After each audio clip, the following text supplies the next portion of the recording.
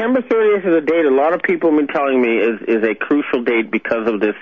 Apparently the BIS, the Bank for International Settlements, which is based in Switzerland, which has always been known as headquarters central of the secret government, has split with the Bush faction and the Nazi faction that they control the UK, Canada, and the United States and Australia at this point. So you feel like the continuity of government program, the shadow government, bunker government in this country has now parted ways with the Bush faction, even though in the 80s, George Herbert Walker Bush is the one that restructured the entire COG program through the National Programs Office into CIA, FEMA, all these other agencies, and it was really the birth of the sole source contract, only instead of actually just, putting it out there like Halliburton did, it was kept under wraps. It was really a beginning of a new era of black ops, and you're saying now that faction is out because they've just been too outlandish in the last 8 years?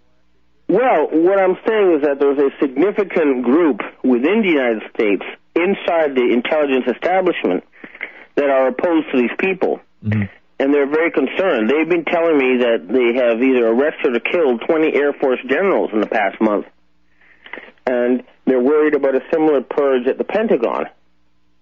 So, in other words, a lot of these people at the super secret programs who've been off, exploring the universe or doing whatever they had and not being too concerned are suddenly very, very worried and opposed to these people, and they've been asking for help from the rest of the world. So what I'm saying is that the secret government of the U.S., the black ops people, are split now between what you could call the white hats and the black hats.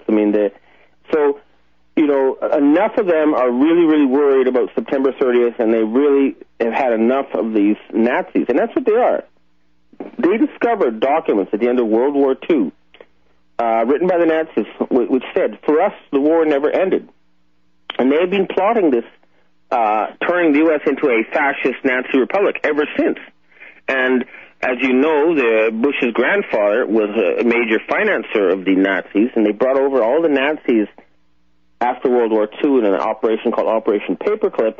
The ones who couldn't be brought to the U.S. were sent to South America. They've been plotting this for a long time. Well, you're correct on that. There's no doubt that through union banking and others, Prescott Bush funneled Nazi money before and after World War II into this country. He was arrested under the Trading with the Enemies Act by J. Edgar Hoover. And, yeah, you're correct again on Project Paperclip, which is still not all the way declassified. I mean, our entire, open NASA program, I guess, is based on Nazi rocket technology. I mean, we brought a lot of them over. There's no doubt about that, and there's no doubt that they follow these Nazi-like beliefs.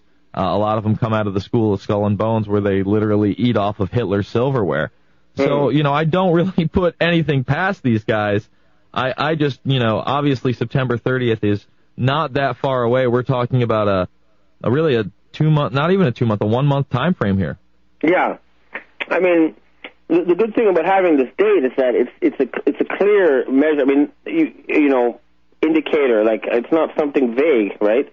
But the same people have been warning me since last summer. Basically, last summer there was, you might recall, constant sort of screaming about Iran, and they were stopped by the people in the Pentagon from attacking Iran. And now they're still trying to provoke something, but this time it's with Russia. But I believe that there is actually a majority in the CIA, the NSA, all these black ops people who basically are sick of these Nazis. So I do believe that there will be a coup d'etat against them.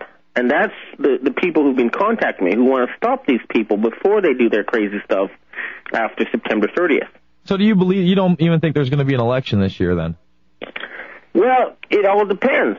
I mean, apparently the United States is in a very deep financial crisis, and the people who caused this crisis, who bankrupted the United States, do not want an election. They want martial law. They want to put Chertoff in as a dictator, and they're looking for an excuse. And if these people are allowed to get their way, there will not be an election. But if the majority within the intelligence communities and the Pentagon and stuff stop them, then there will be an election, and eventually we'll have these people arrested, and there will be the brainwashed masses will finally be given access to the truth. Well, my worry is even with an election, I don't see Barack Obama saving us, man. I see him as another side to the same coin. I mean, he went down to Bilderberg right when it happened. He snuck away from the press corps for this. He's got Brzezinski, or had Brzezinski, on his team, of advisors. I think he's slick. He doesn't really say a lot. He seems to toe the party line. I feel like he wants expansion in Eurasia. And his speech in Berlin was downright scary, where he said that the global citizen would be expected to do more, not less, in the future. Well, he's definitely a hired actor reading a script. Now, he works for the left wing of the CIA, which is the people under Brzezinski and their crew. But I don't think, in the end of the day, it really matters, because the U.S. is no longer going to be able to call the shots. You see, the reason why the U.S. is over or finished as a superpower is very simple. If you look at history, any superpower that relied on debt ended quickly.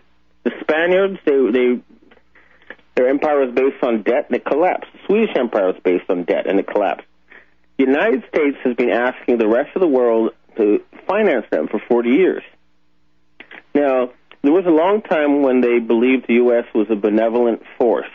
They liked the Americans, and they were happy to pay for them to be the world's police. But that situation has ended. They don't want to keep financing these people because they have become the world's number one source of terrorism. I mean, the United States is a rogue state. That's how the rest of the world looks at them. And they're saying, why should we finance these guys when they're out there creating diseases? They're creating fake terrorist crises all over the world. They have 800 military bases. I mean, they're a country gone berserk. And they rely on us to pay for it. And we say, well, no, let's not pay for it anymore. Let's ask them to straighten themselves out. That's what's been happening. Seen from outside of the United States, the world is very, very different.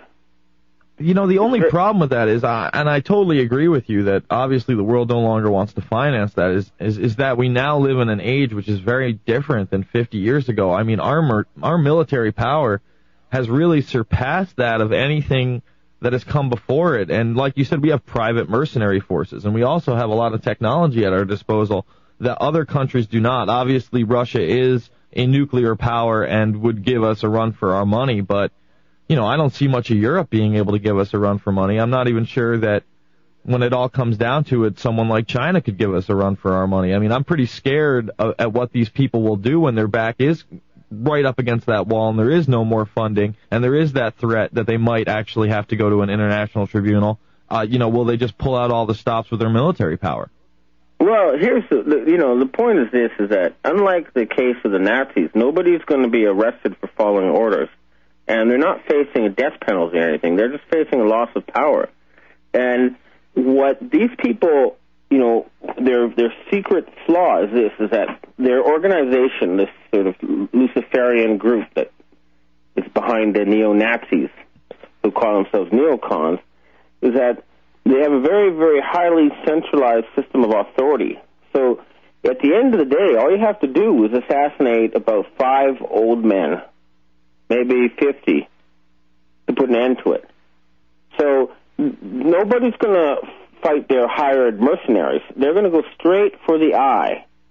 We're talking Papa Bush, Bill Clinton, we're talking Chertoff, Cheney, Blair, the Black Pope in Rome. We're talking just a few people.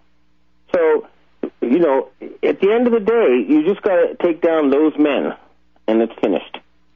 Well, I don't know. I mean, I always see power, corrupting itself. So say you take those guys out. I mean, this organization spans out. I mean, if you just look at, say, the Bilderberg Group, that conference, that's 144 people. Now, those 144 people meet for a weekend. Now, a month or two later, they go to Bohemian Grove, at least a large portion of them do, and they disperse their agenda to 3,000 others.